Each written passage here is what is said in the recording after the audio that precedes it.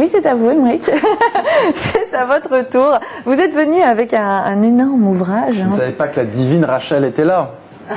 Elle est venue avec des livres beaucoup plus petits. Je suis venu avec un livre encore plus grand. Vous avez face à vous l'un des volumes du plus monumental ensemble jamais consacré à un peuple et à une civilisation. C'est un volume in folio qui était plié en deux. Il faut avoir la bibliothèque qui va avec. Il y en a 9 comme ça, plus 3 qui sont 2 fois plus grands et qui sont consacrés à la description de l'Égypte. On se plonge quelques années en arrière à la découverte de l'Orient. Bonaparte qui part en 1798 pour conquérir l'Égypte et gagner sous les cieux de l'Orient une gloire militaire face aux Britanniques.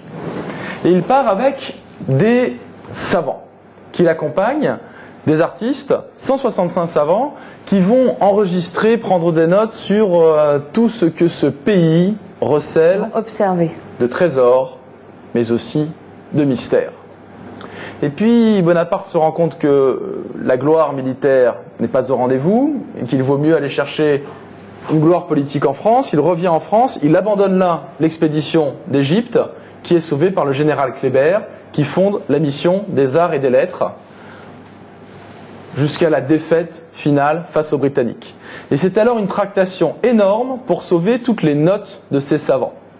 Les Anglais, en fin de compte, laissent les savants français rentrer en France avec leurs notes, mais gardent en échange, par exemple, la pierre de Rosette de Champollion, qui est aujourd'hui au British Museum.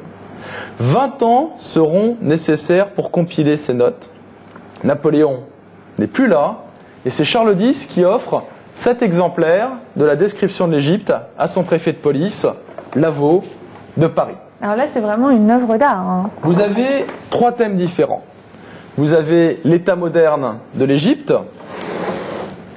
vous avez les antiquités, et vous avez ce qu'on appelle la botanique. Ce sera plus simple si vous le mettez derrière, Émeric, comme ça, notre caméraman va pouvoir les filmer en même temps. Et voici le frontispice de la description de l'Égypte, commandé par Napoléon le Grand. Vous avez l'air tout petit à côté de ce grand livre de texte. 21 volumes de texte. Et la merveille de cette description de l'Égypte, ce sont ces planches gravées. Il y a quelques 900 planches. Jamais une entreprise aussi colossale n'a été entreprise.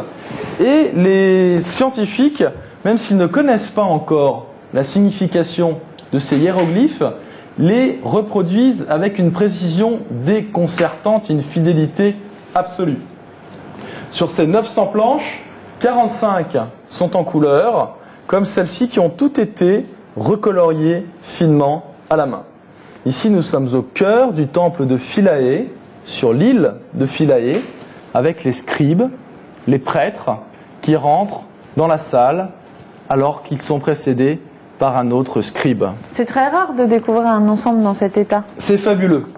C'est fabuleux, il a conservé sa fraîcheur, il a conservé toutes ses planches. Certaines parfois ont malheureusement été cassées, découpées pour pouvoir être encadrées.